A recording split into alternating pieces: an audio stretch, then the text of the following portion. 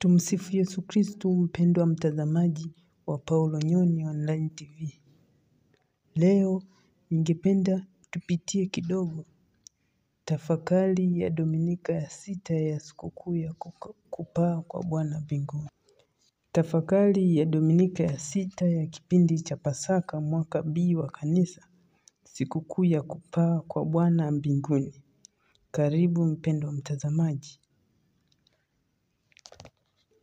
Kwanza kabla ya yote nikikuomba ubonyeze lile neno ambalo limeandikwa subscribe lipo hapo pembeni ya jina la chaneli hii. Asante na tuendelee.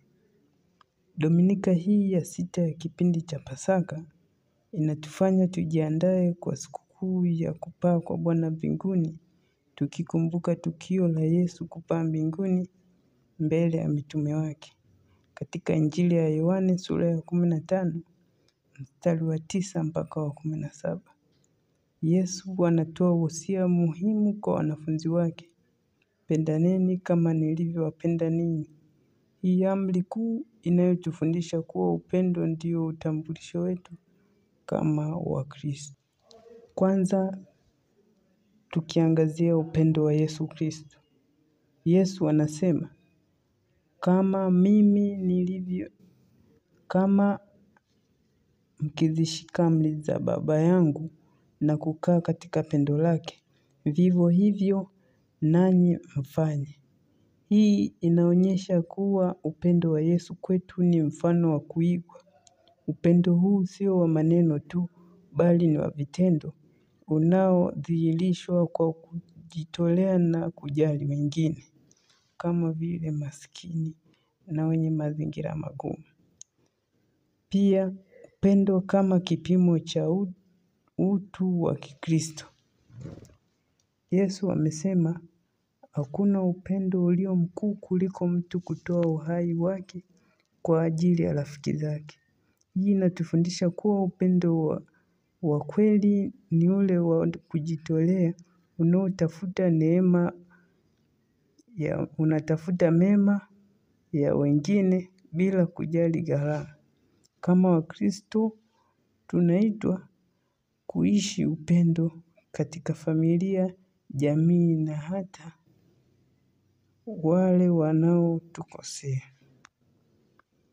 Pia sehemu ya 3, ahadi ya Roho Mtakatifu katika hii siku ya kupaa kwa Bwana mbinguni. Yesu anatuahidia kuwa anatupatia Roho Mtakatifu ambaye ni msaidizi wetu, ili atufundishe na kutukumbusha yote aliyosema.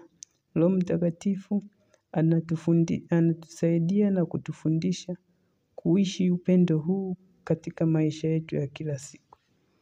Katika Dominika hii tunakumbushwa kuwa na upendo ndio msingi wa maisha yetu ya Kikristo, na tunaalikwa kuishi upendo wa kweli unaojitolea na unaodhihirisha pia uwepo wa Kristo kati yetu. Kwa msaada wa Roho Mtakatifu tuweze kuwa vyombo vya amani, upendo na umoja katika dunia yetu. Basi hii ndio tafakari fupi katika Dominika hiyo inayokuja ya kupaa kwa Bwana wetu Yesu Kristo mbinguni. Asante mpendwa mtazamaji, tulikuwa pamoja na mimi mtangazaji wako Paulo Nyoni, ambaye ninakuomba sana uweze kusubscribe ili tuweze